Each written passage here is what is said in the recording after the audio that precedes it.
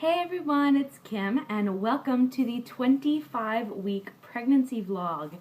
I do have a slight cough, so if I start coughing during this vlog, I apologize.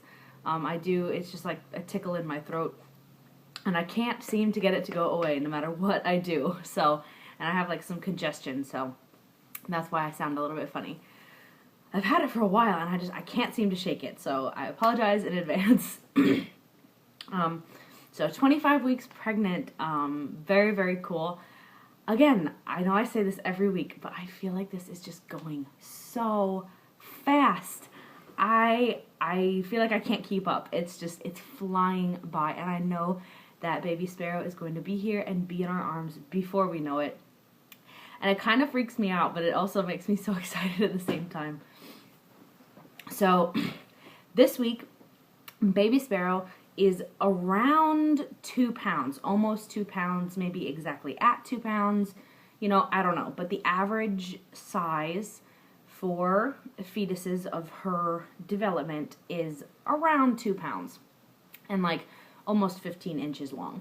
So that's pretty cool. She's just getting bigger and bigger every week, and oh boy, do I feel it.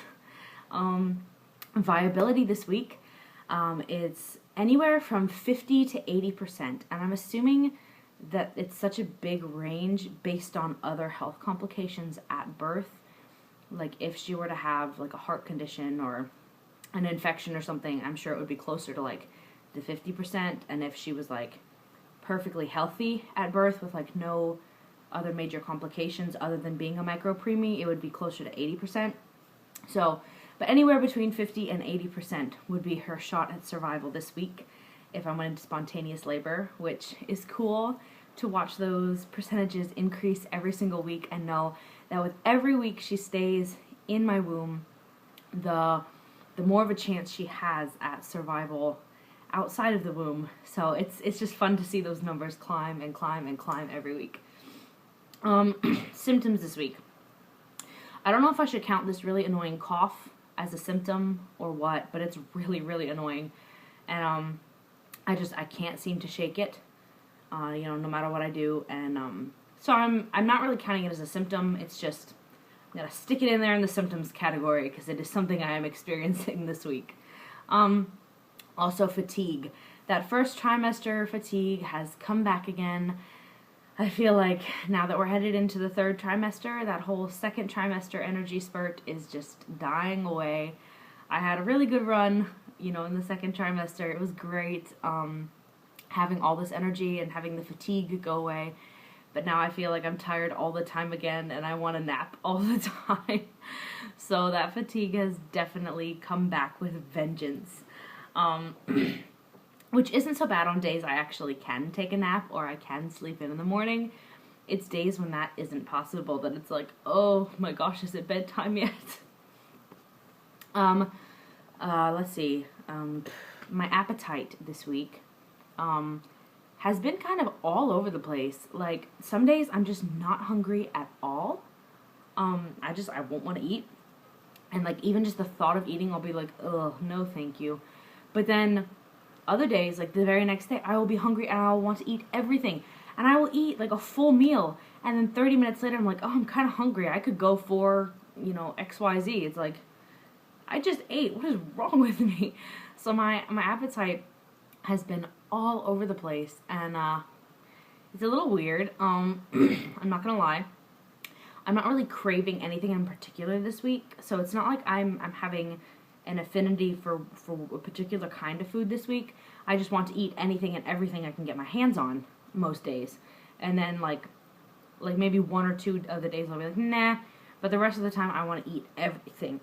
So it's kind of weird.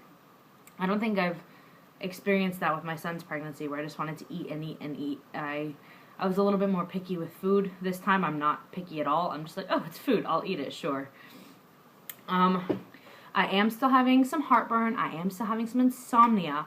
But I did go and pick up those things that my midwife recommended to me. So I'm going to talk about that right now. First of all, for the heartburn, I will talk about that. So I still, of course, am experiencing heartburn. My midwife had told me to go get papaya enzyme chewable tablets to combat the heartburn. She said it's the most effective natural heartburn remedy she has ever come across, and that it works for the majority of women. So I went up and I picked up these Spring Valley chewable papaya enzymes. I got them at Walmart, and I got all of the things she told me to get. I found them all at Walmart. So that's these. They are, let me show you one. They're small, they're chewable. You can take a couple of them at a time. You can take up to 4 at a time. They're little. They taste like, kind of like citrus, like fruit chews. They're the consistency of Tums. So like kind of chalky powdery when you first bite into them, but then they dissolve quickly into your mouth. So they don't taste bad. They're really easy to take, and they work. Oh my goodness. Within 15 minutes, usually I'll take like 2 or 3 of them, and if it's at night and I know I'm going back to sleep, I'll take 3. But if I'm staying up, I'll only take 2, because I'm not going to be laying down. If I'm laying down, I'll take 3. But oh my goodness, they work so well. Within 15 minutes of taking them, the heartburn is gone. And I can even like drink water then. Like I'll wait like 15-20 minutes after taking them. I'll drink some water just to coat my throat before I go to bed. I'll lay back down to go to bed, and I won't wake up again with heartburn until like, you know, the morning or until I eat again. They work amazing. I love these things. I sincerely wish I had discovered them earlier. I wish I had had them with my son's pregnancy. These things are gold. 10 out of 10 would definitely recommend. So if you are suffering from heartburn during your pregnancy, I would absolutely recommend that you check out the chewable papaya enzymes by Spring Valley. Got them at Walmart. I don't remember how much I paid for them. A couple bucks. It wasn't a lot. Very reasonable. It's 180 tablets. You know, so it's not like, oh, 60, you're going to be done in 30 days, you know. It's a good amount of tablets, so they'll last me for a good while, and they work so well. I have nothing bad to say about them. I really don't. So that's my review on those. I'm so glad I have those, and I'm so glad my midwife knew about them, because, oh, it's just wonderful. Alright, so then insomnia. I do have a hard time falling asleep, even more so when I'm pregnant. So my midwife told me to pick up 2 different things to try. One of them was valerian root tea, and the other was melatonin. I got both. I'll start with the tea. I couldn't find just like plain valerian root tea, so I just got the Yogi bedtime tea, and it has valerian root extract in it, 20 milligrams. That's the most active ingredient.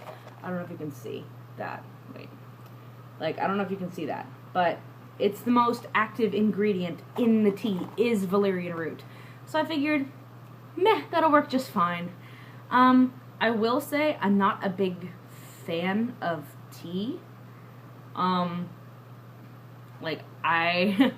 Tea is not really my favorite thing in the world at all. I'm really not a tea person. So getting myself to do this was a bit of a challenge. But I found that it does work. I'm more reluctant to take it just because it is tea. I'm much more apt to go with the melatonin than the tea. But if you are a tea person and you like tea, and tea is something that like you kind of do and it's like a routine for you, check this out. It does help me fall asleep. I find it's not, for me personally, it's not as effective as the melatonin tablet, which I'll talk about in a minute. Ooh, my ears. So I mean, it's not as effective as the melatonin tablet, but it is effective. It does work. It does help me fall asleep.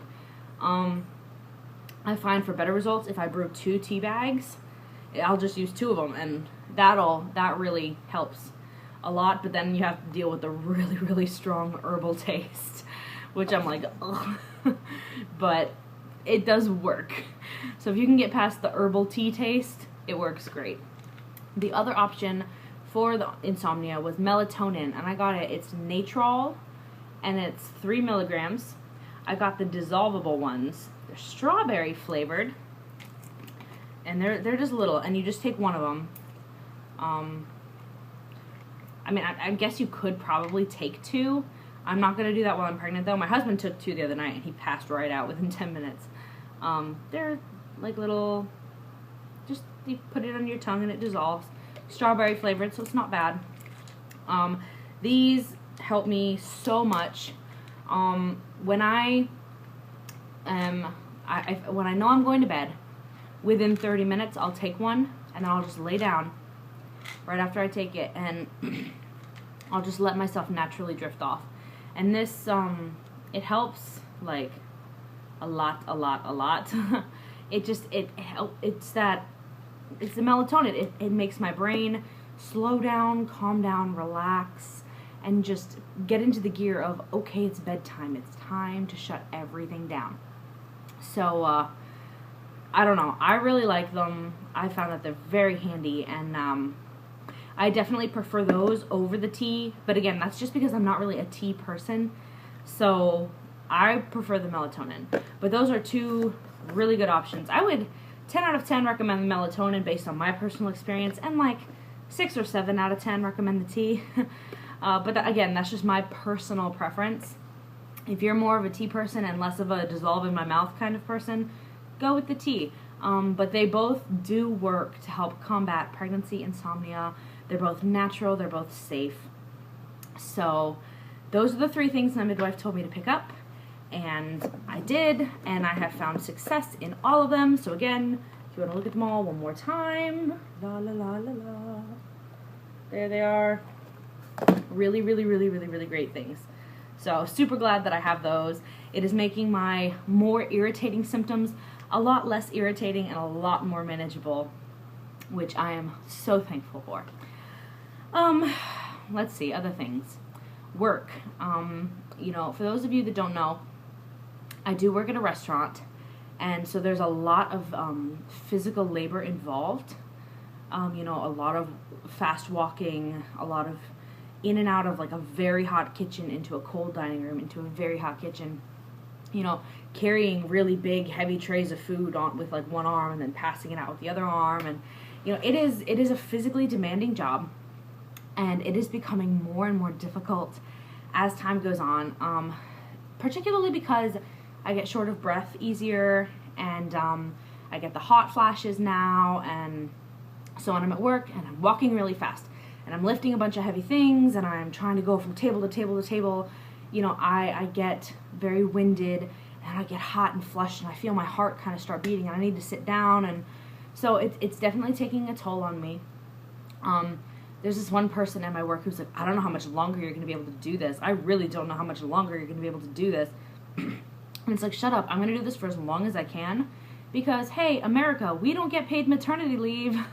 You know, I'm having to save money that I'm making now so I can take a nice long maternity leave when she gets here before I do have to go back to work.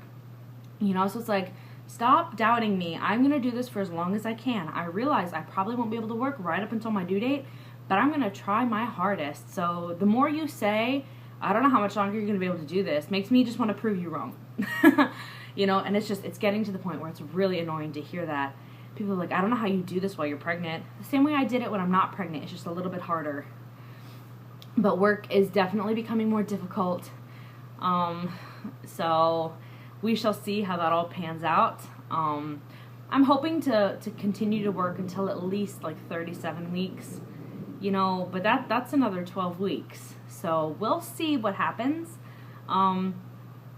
They have been giving me slightly smaller stations and less physical side work. So it's like, instead of having to get down on my hands and knees and scrub the bottoms of like the counter and like the bases and stuff, I'll sit and I'll roll a bucket or 2 of silverware for my side work. So they're working with me there. So I'm not so much like, because when I get down on my hands and knees on the floor and start scrubbing, half the time I can't get back up without help. I just can't. So they are working with me there. So hopefully I will be able to continue to work well into my pregnancy, but I'm not really sure, so we'll see. I do need to start planning my baby shower.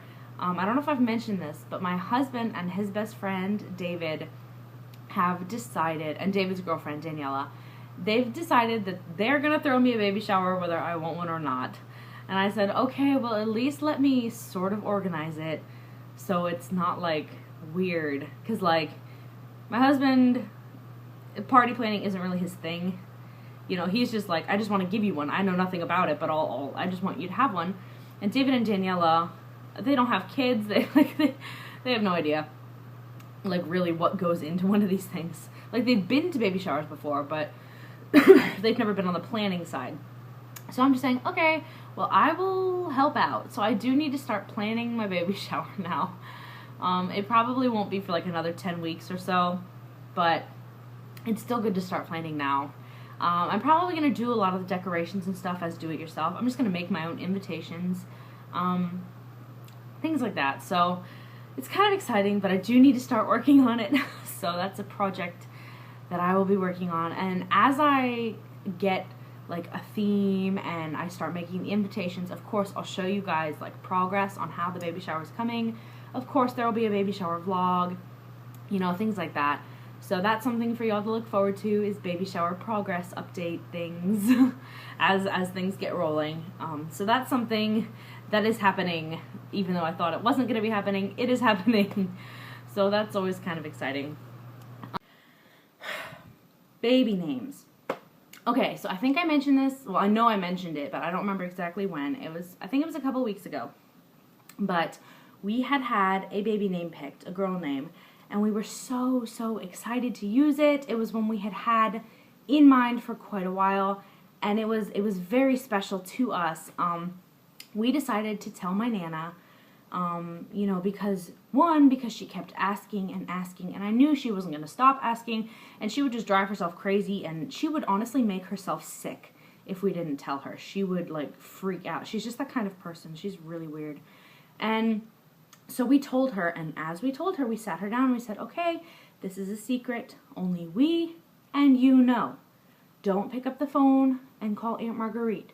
Don't pick up the phone and call my mom. Don't pick up the phone and call my dad. Don't pick up the phone and call Brian. Don't pick up the phone and call Diana. Don't pick up the phone and call Patrick. You know, don't pick up the phone and call people. Don't pick up the phone and call your doctor or your friend. Don't tell anyone. Okay, I won't. What's the name? We tell her. I find out that after I left her house that day, not even an hour after I left, she picked up the phone. She called Aunt Marguerite, she called Brian, she called my mom, she called Patrick, she called my dad, she called Diana, she called everybody. And she told them what our name choice was, which is it just screams disrespect to me. We specifically said, please do not tell these people. Do not tell anybody, but specifically don't tell these people. This is a secret. We are just telling you. We don't want to tell everybody right now. We're letting you in on the secret. And she turns around and she completely disregarded that and deliberately did exactly what we told her not to do, which to me is one of the most disrespectful things you can do to a person.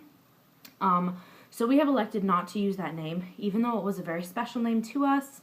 It had a lot of meaning. It had a lot of family significance, and you know, I'm kind of heartbroken to not be able to use that name. But we've decided against using it because there's so many negative vibes attached to it now. I feel so angry and so frustrated and just so disappointed.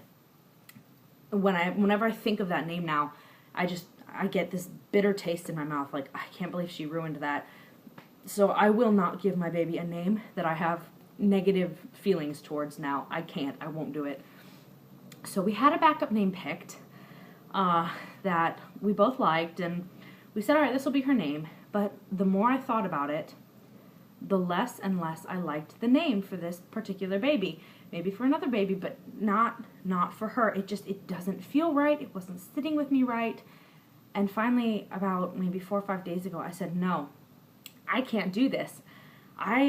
This is not her name. If we name her this, I will regret it for the rest of my life. We need to go back to square one and just start all over again. So we wrote down like 6 or 7 names that we like.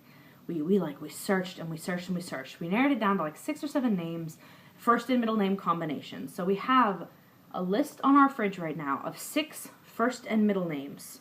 Like, 6 of them. 6 or 7, I'm not really sure. And so those are on our fridge. And every single time I walk past them, I look at them. And I have no idea. I like 3 or 4 of them. I love those names. They're gorgeous. Their meanings are absolutely perfect, and they all seem to fit this baby so well. But which one is the right one? I have no idea. I think I probably won't know what her name is until she's actually born, and I can look into her eyes and like see who she is. Like hold her in my arms and see who she is. I feel like I'm not going to click with a name until then. I have that list on my fridge, and I like so many of the names, and I'm just like, I can't give my baby all of these names. That's just ridiculous. So, I mean, who knows what we'll wind up naming her. But right now, we're basically back at square one. We have no clue what we're going to name her. We probably will have no clue until she actually arrives. And something else that's making that kind of difficult is nursery theme. I have no idea what we're going to do as far as a nursery theme. I've said this before, I'll say it again. I'm not a pink person. Pink is not my color. I try to kind of avoid pink when I can. I've never really liked pink, even when I was a little girl. No thank you, no pink. So I am trying to avoid a nursery theme that has a ton of pink in it. A little bit of pink or like pink accents, that's fine. I totally don't mind that.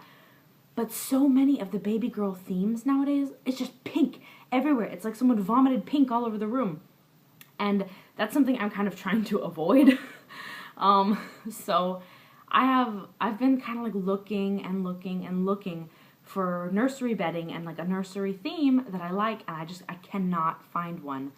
I feel like I'm running in circles, and I cannot find a room theme that I actually like. And it's really frustrating me at this point.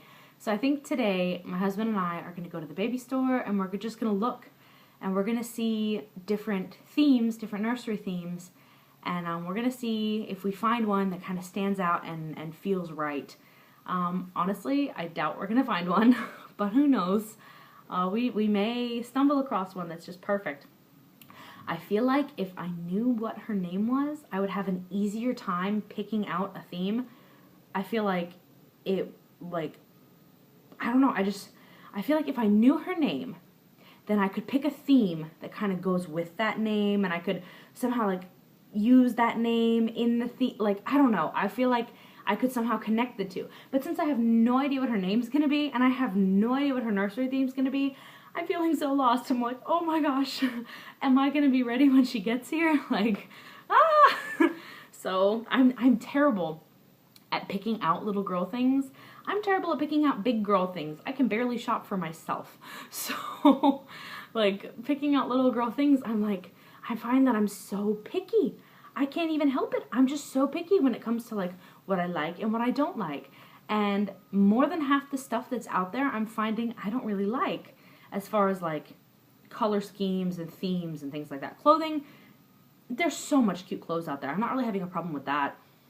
It's just, like, nursery themes and things like that. I'm like, oh, I'm so lost. What do I do? Help. So, bonus points to you if you can link me below to a girls' nursery theme that doesn't have a lot of pink, if any pink at all, is still kind of delicate and feminine, and isn't owls. Okay?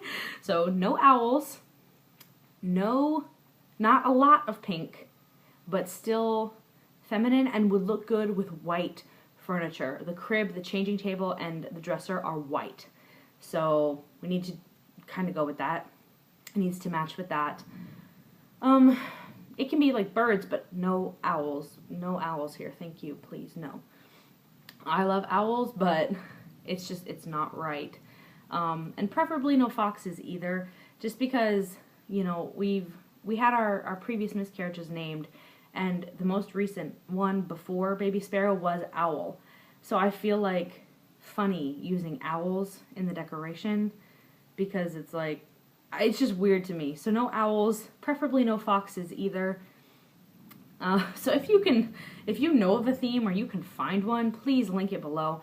I found a theme that I loved actually on Amazon, and they had it a couple other places. I don't remember exactly what the theme was called. I'll put the link below to it. I can't think of what the name was called, but I'll link it below.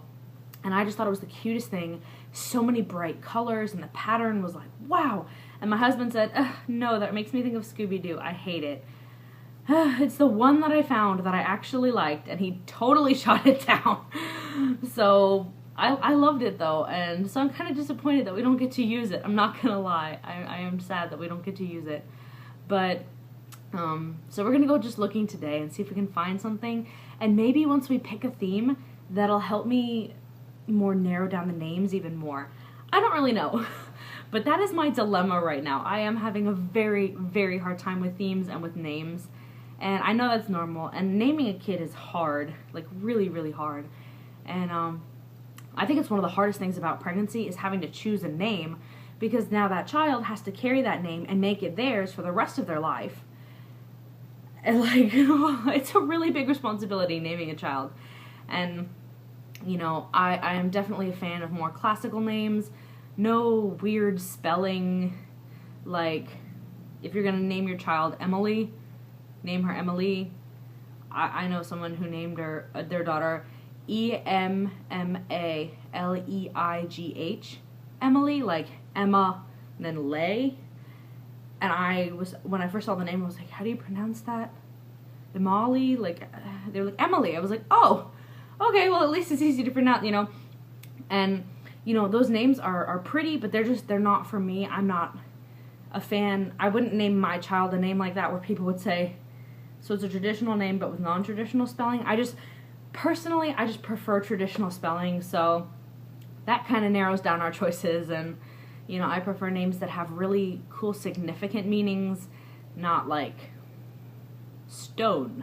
Like, I don't know. So I'm picky when it comes to naming my own kids and picking themes and stuff for them, so that is not making my life any easier right now. Hopefully next week I'll have a positive update of something along the lines of, hey, we found nursery theme, and I can show you guys our nursery theme, hopefully.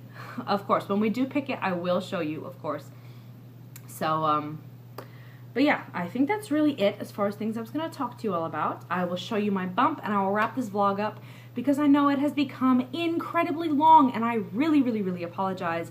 I just feel like the later into pregnancy that I get, the more things there are to talk about, and the more things I have to say about things that are upcoming, or, you know, things I'm going through.